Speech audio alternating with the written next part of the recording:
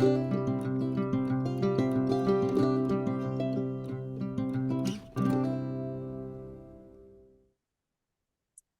hello and welcome to our very, very first ever podcast, led by myself, Kate Offord, and the lovely Mel Hayes. Um, we've decided to do a podcast because Mel and I always have loads of really, we think, interesting conversations about triathlon and trying to fit in training and how we can balance your like big goals with kind of life and work and kids and parents. And we had a conversation not too long ago and we said maybe this could be a podcast because surely there's loads of people out there who feel like us, who think like us, and they want to kind of give more time to their triathlon but be able to fit it into their lives and have some answers to maybe tricky questions. So we came up with a name, didn't we, Mel? You came Yep. up with a So name. our name is Time to Try by Smiling Tri Coach. So the way the podcast is going to work is it's really going to be Kate and I having a chat, really, and it's going to evolve over time, so it may change. But and some weeks we might talk about something particular, and other times, so there might be something in the news we might talk about, or maybe one of you might sort of send us a message and say, oh, can you talk about this? And you might, so this is as much about you as it is about us. So if you feel that you have something you'd like us to talk about, then let us know and we'll do a podcast about it. But this also is very much about real people, and I'm not saying that we wouldn't like to interview some famous triathletes, and if the podcast gets successful enough, and we might be able to get Nikki Bartlett on to come and have a chat with us, and that would be fantastic. But I think what is often overlooked in triathlon is just real people like yourselves, and your stories, because your stories are just as amazing as some of those famous triathletes we all know about. I think sometimes they're more amazing, aren't they? I mean, we have the privilege, and I call it a privilege, I don't use that word lightly, but we have the privilege of working with people on a one-to-one basis, and some of the things that people overcome to reach their goals are absolutely incredible. And at the end people goes, oh, well done, you did an Ironman, or oh, well done, you swam Ullswater. And actually the kind of backstory is so much more than that, and we'd love to be able to share those stories with people and people to really understand what goes into being like a successful athlete. And success isn't about, well, not to me anyway, it's not just about gold medals and podiums. No, definitely not. It's not, is it? No, and it's about hoping that some of the people that we might interview might inspire you and actually and give you the confidence to do things that you might not have thought about, or just to realize that we all have things that we worry about or have self-doubt about, and just hopefully people that resonate with you as well. So we will be interviewing hopefully some of our athletes that we've coached, but then again, if we hear about an amazing story of a real person, then we might contact you and say, we would really like to interview you too. So maybe we'll just introduce ourselves a little bit so you know a little bit about us. So Kate, do you want to tell us how Smiling Tri Coach began? Yeah, so Smiling Tri Coach began in 2015, and it kind of began a little bit by accident. At the time, I was the head coach of Manchester Triathlon Club, which, for those of you that live in the Northwest, you know what a big, thriving club it is and what a lovely place it is to be. And I was lucky enough to be head coach of Manchester Tri Club for 5 years. As part of my kind of imposter syndrome, I think it was, of being head coach, I decided to go on the British Triathlon Federation Level 3 course. And at the time, the Level 3 course was all about one-to-one coaching. And in my head, I had not really ever gone on the course for those reasons. I'd just gone on because I wanted to be a better coach and I wanted to be the best head coach that I could be. But slowly I started to do the course, and I realized that actually I probably did know quite a lot about triathlon, and I had a really, really good cohort of people who have, you know, gone on to do amazing things. Like some of them are working in the performance centers at British Triathlon, other people are doing, you know, great things. And we all kind of encouraged each other. And I remember one of the guys saying to me, we were making a joke about Simon Ward, who Simon won't mind me joking, but at that time he was very much the voice of outlaw, and he was like the king of leads in triathlon coaching. And somebody said to me, you could be Manchester's answer to Simon Ward. And it kind of made me laugh. And I've told Simon about this quite a lot, but I was like, yeah, actually, maybe I could. And they were like, you should do one-to-one coaching. So I remember going home and thinking, well, you know, what could go wrong, really? Like, let's give it a go. And I remember sitting agonizing over what I was going to call this one-to-one coaching business. And I'd always been referred to as the smiling assassin, because on the surface, I always look like I'm very nice and friendly and fluffy. But actually, a lot of the sessions that I deliver are quite brutal. And I kind of always liked that contradiction. So I was like, right, smiling assassin triathlon club coach. Well, I couldn't say it. It was just like so much of a mouthful. So it became Smiling Tri Coach. And I remember in 2015 putting out a message saying, I'm open for one-to-one coaching. And I remember sitting at my PC thinking, oh, no one's going to come to me. And it was amazing. It completely changed my life. And to the point that within a year, I was like, I can't do this on my own, because there was such a thriving interest in what we were doing. And fortuitously, I had just met Mel. And we'd already set up, in fact, it was really good what we used to do together, wasn't it? We'd already set up like this run analysis business, and we went into schools and did triathlon training days and events. And so we'd got to know each other really well, and we knew we worked together. And I remember being on holiday in Fuerteventura, always in the Canaries, and I was sunbathing, and I remember thinking, that's what I need to do. I need Mel to come and be a Smiling Tri Coach with me. And kind of the rest is history, because I remember messaging Mel going, do you fancy joining me? And you can tell your own story, but you kind of thought, I might want to get into one-to-one coaching. And the timing was just brilliant, wasn't it? Yeah, so I'd already started coaching a couple of athletes myself. And it's really difficult setting up your own business from scratch. So yeah, I mean, I'd been competing for a few years by that time. I'd done my triathlon qualifications. I'm really sorry, but I'm going to pick up my dog because she's making loads of noise.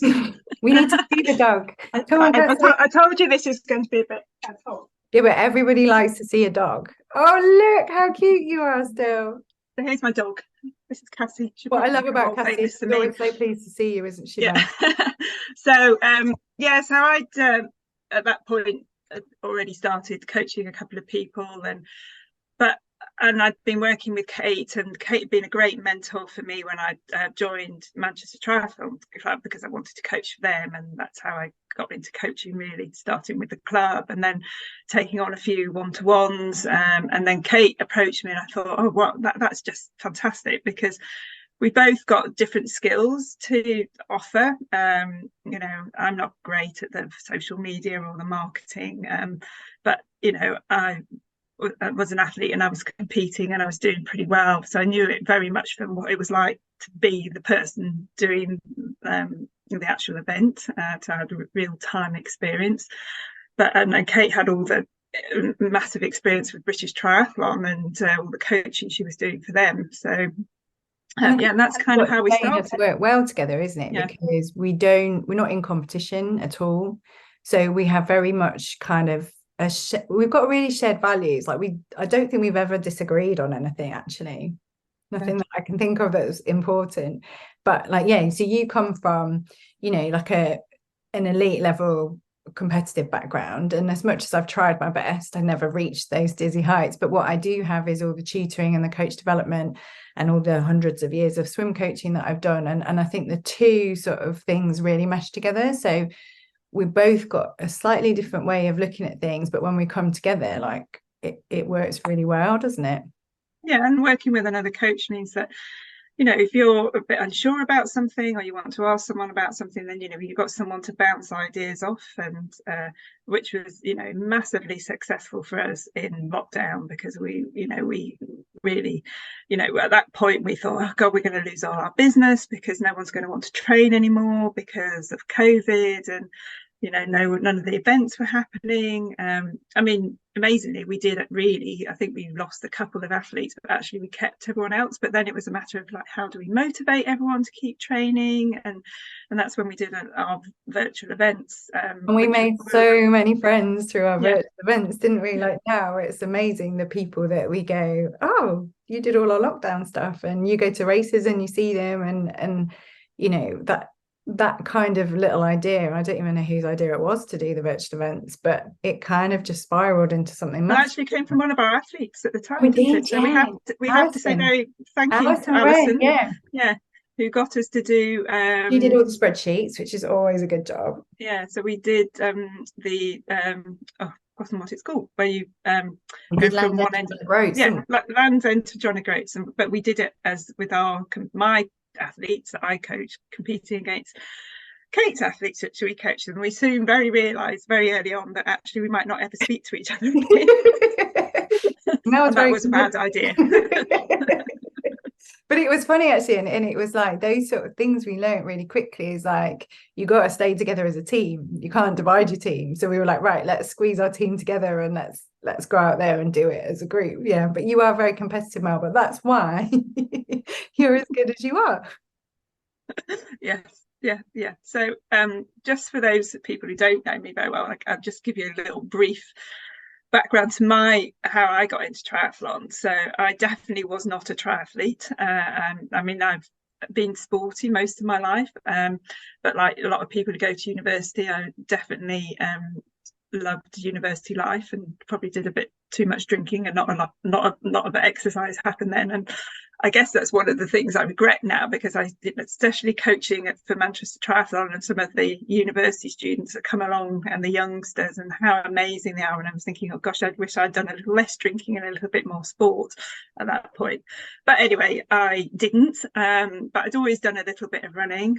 My parents were big marathon runners. And then I got back into running when I had my daughter Mia, because it was just the easiest way to do some exercise. And probably at that point, I was just thinking about, I need to lose a bit of baby fat, and get out and about a bit. And so I did from about 10 years. I did sort of a lot of running, did a lot of marathons, half marathons. And then a friend of mine, John Morehouse, had decided that he wanted to do a triathlon, and he said, well, why don't you have a go?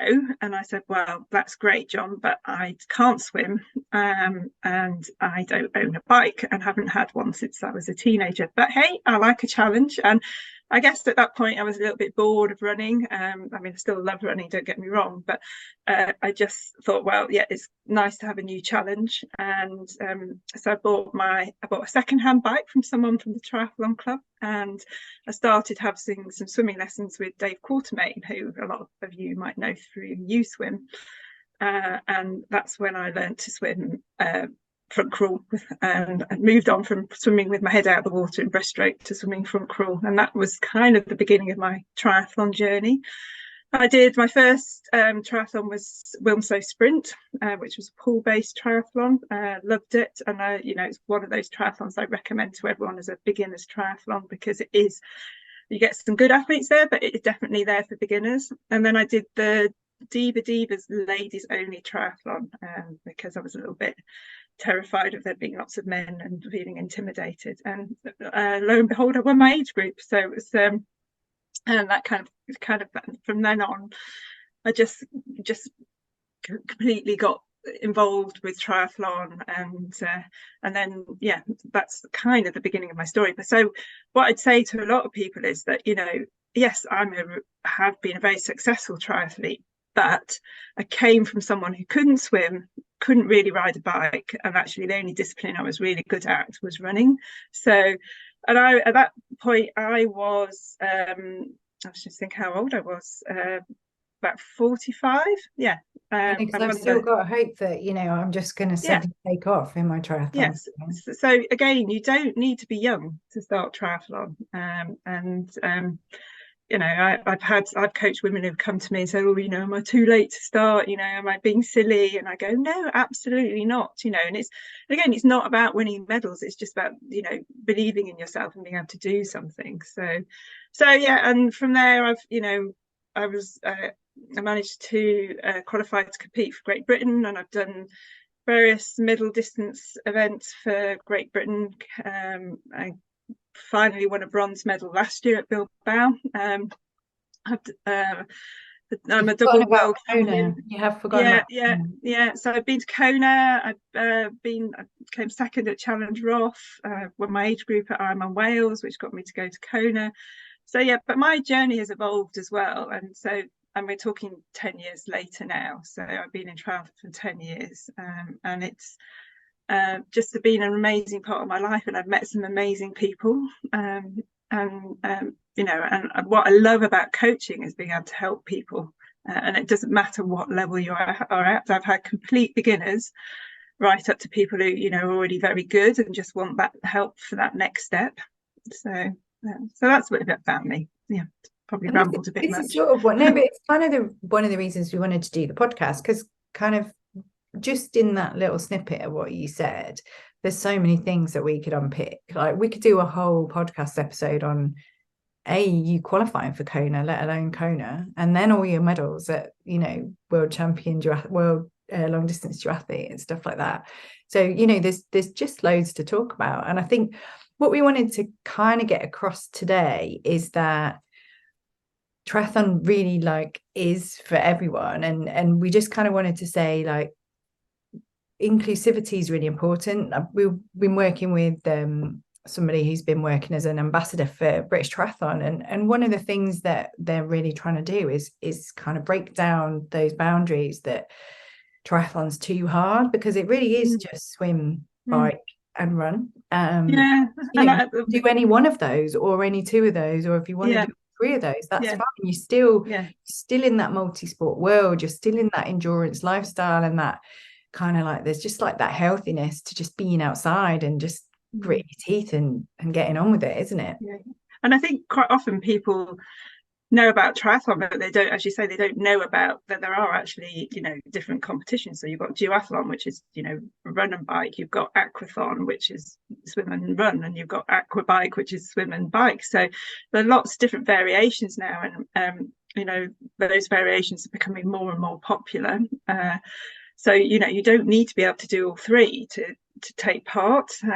But quite interesting what you said, Kate, is it is trying to break down those barriers, because I still, as a coach for Manchester Triathlon Club, I often think that people don't want to join the club because they think that they have to be an amazing athlete before they join. And I kind of understand that myself, because when I joined the club, I really wasn't a very good swimmer, and I just thought, oh well, everyone must be amazing, and I'm just an imposter here. But I do try and really encourage people to join the club, because I think it's one of the cheapest ways to learn to swim. So if you're not a swimmer, then join your local club. You don't have to be a really good swimmer, you don't have to be a good cyclist or a good runner, you just got to have the enthusiasm. And I think that's it, isn't it? And what I loved about triathlon when I first sort of started is you've got the odd outliers, but everybody's rubbish at something, aren't they? Yeah. There might be one, but there's not many athletes in the world that can go, yeah, I'm equally brilliant at swimming, biking and running, because everyone's got the one that they don't want to get out of bed for in the morning. Everyone's got the one they're oh, how much I love riding my bike, Mel. But when it comes to triathlon, my bike was okay, it wasn't that bad, but I found it harder. And everywhere you go, and I remember the first night I went out for drinks with triathletes, we did kind of stand in little groups of swimmers, cyclists and runners. And I always remember that. I was oh, okay, I'll stand here because I'm a swimmer, and Mel, you would have been over there because you would have been a runner.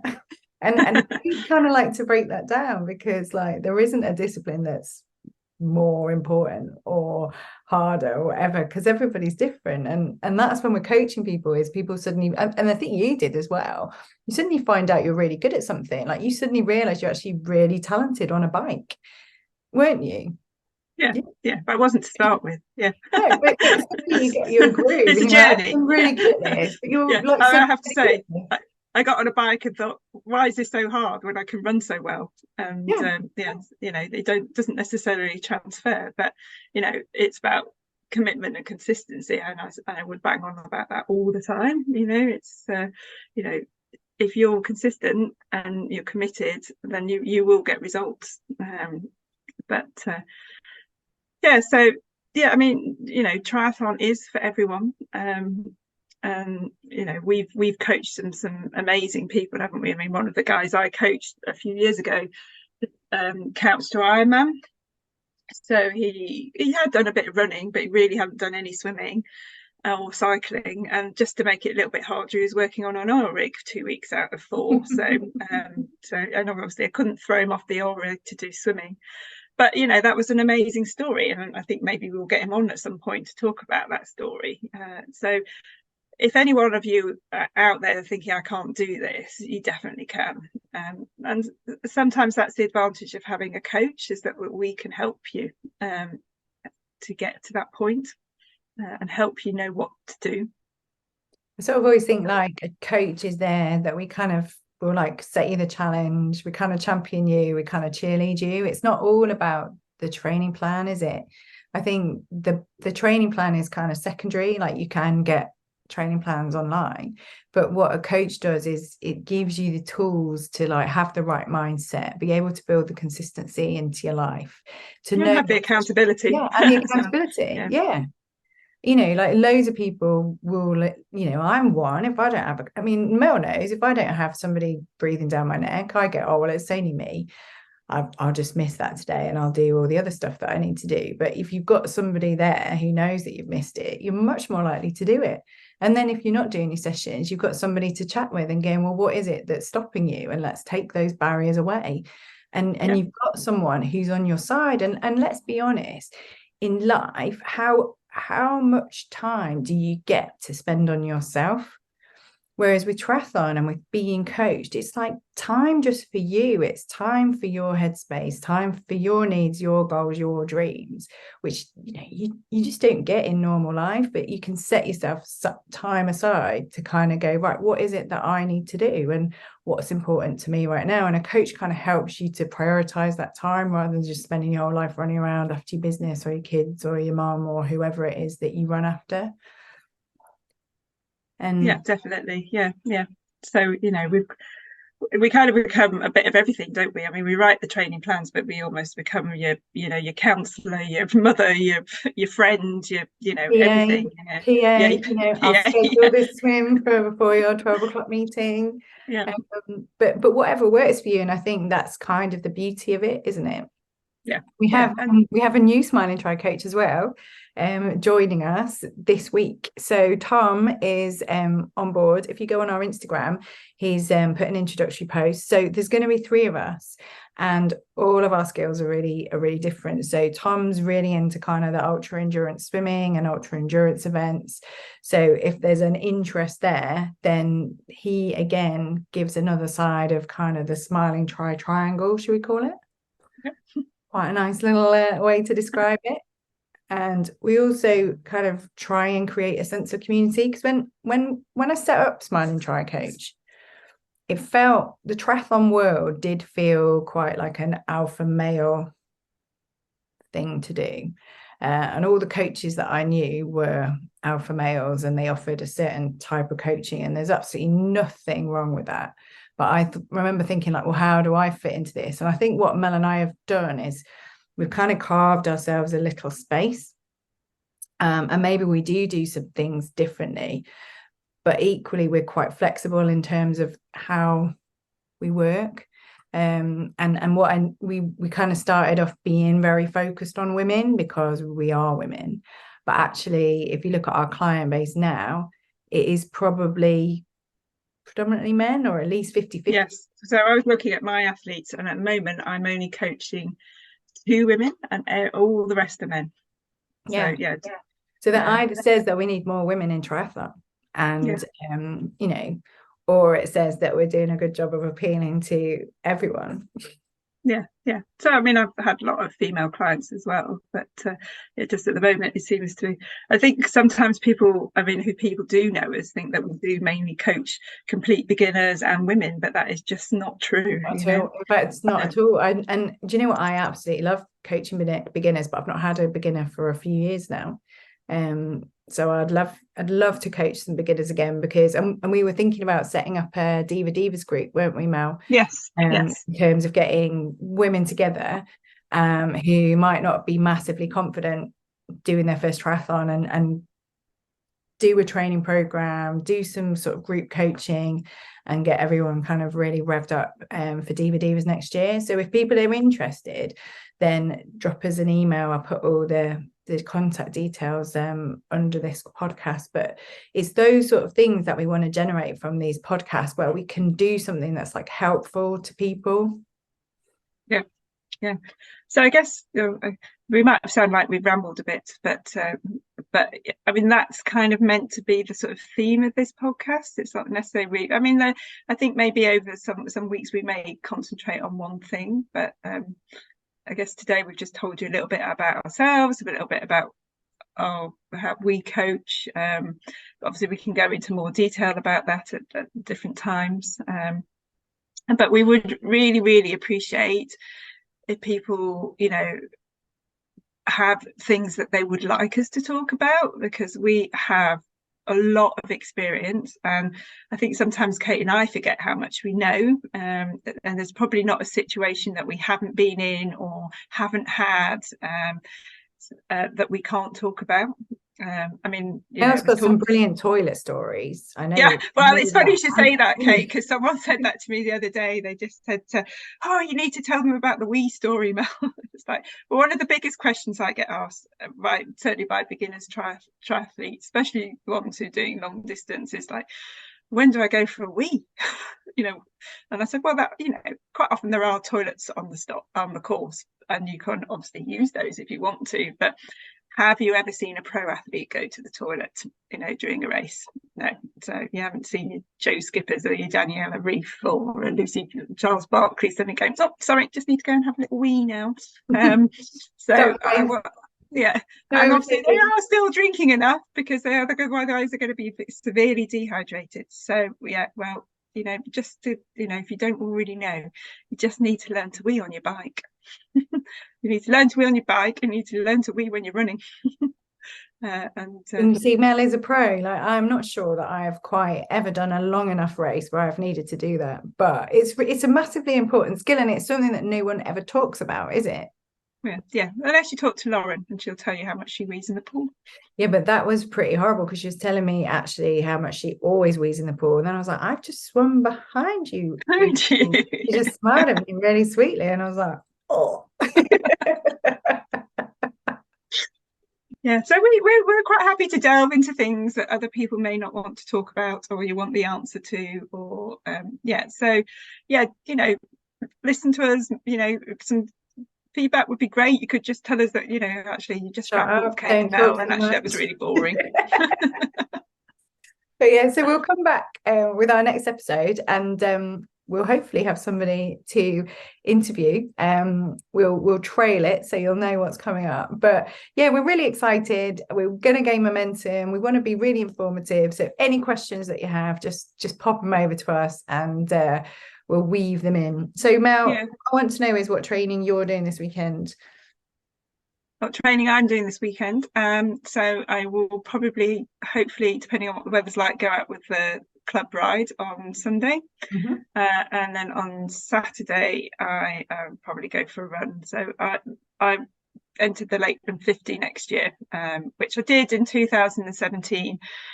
So that's one of my events next year, to do an ultra running event again. So I do need to get out in the hills soon. But I've also got Noosa Triathlon coming up in Australia. Which we were going to try. We're going to try and do an Aussie podcast, aren't we? An Aussie podcast while I'm there. Out there, maybe after Noosa, so you can tell us all of the, Yeah, so it's quite a famous triathlon. It's a standard distance. It's their 40th year. It goes over a whole week. So there's running events, swimming events, and then there's the triathlon at the end.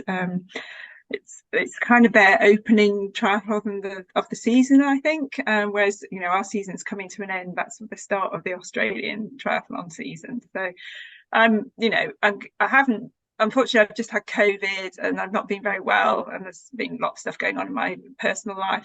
So I'm really just going to go over and enjoy it and just get myself an Australian medal. Don't get eaten by a shark. Yeah, try not to get eaten by a shark. Yeah. I guess, and one of the things I guess I'd like to say is that, if you think you like Kate and I, or think we'd like to work with, we do actually have some coaching slots if you want to sign up with us. But as I say, Kate talked about that we are going to put a group together for the Diva Divas as well. If you want to get into triathlon and you're a woman, and you want to do the Diva Divas, which is a women's only beginners triathlon, do get in touch with us, because we're going to set up a support group for that with a training plan. And you'll be able to support each other. So I'm hoping that will be a bit of fun, because I wish that had existed certainly when I got into triathlon.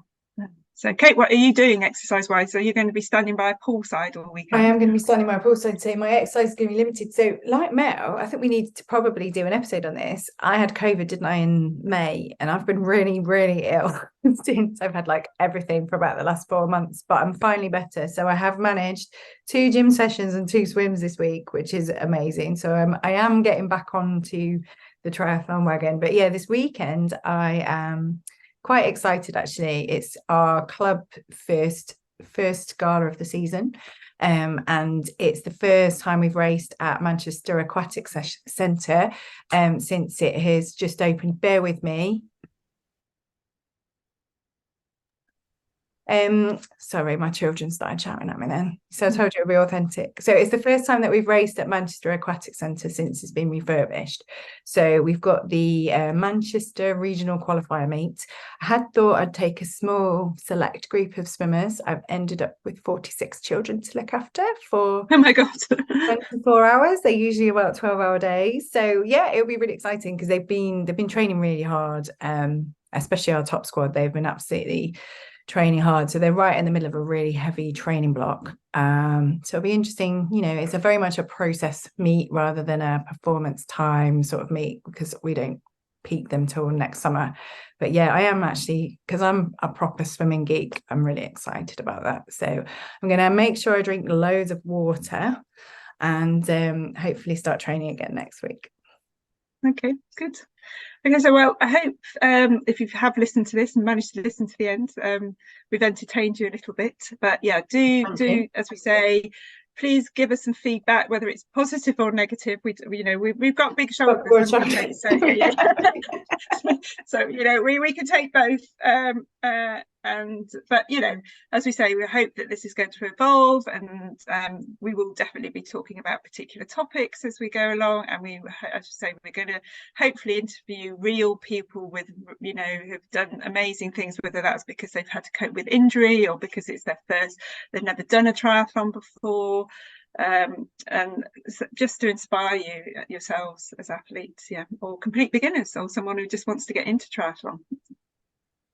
So shall we call it a day there? Yeah, let's call it a day. And we will see you next time.